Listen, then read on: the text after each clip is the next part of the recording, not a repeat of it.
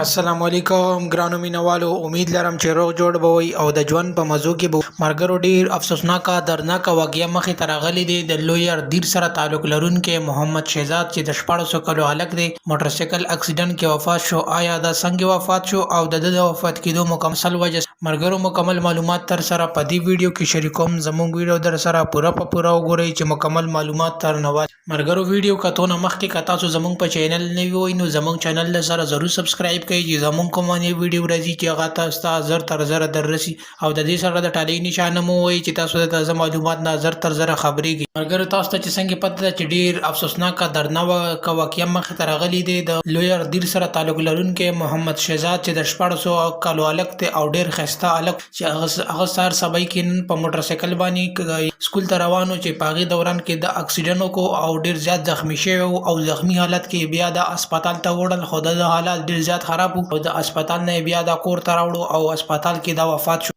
ملګرو ډیر ښایسته او د ګل غونې ماشه هلک تاسو خپل هم په دې تصویر کې کتل شئ. ملګرو ډیر زیات افسوسناکه دردناکه واقعه شوې. ملګرو مور او پلار ډیر زیات خفه دي او د کلي والا خلک هم ډیر خفه دي او دا خبرې کوله چې پولیس ته او ټرافیک پولیس ته دا پکار ده چې کم سن الکان چې کوم وړوکي الکان موټرسایکل چلی یا ګاډي چلی نو دوی باندې د مکمل پابندي ولګي ځکه چې زموږ ښایسته ځوانان ډیر زیات په اکسیډنټو کې وفات کیږي او مړه کیږي. پکې خلکو دا ظاهره کړي چې ټرافیک پولیس ته پکار ده چې په دا وړوکو ماشومانو باندې د پابندي ولګي چې دا وړوکي ماشومان موټرسایکل یا ګاډي نه چلی ځکه چې زموږ ملک ډیر نازک کیسونه را روان دي.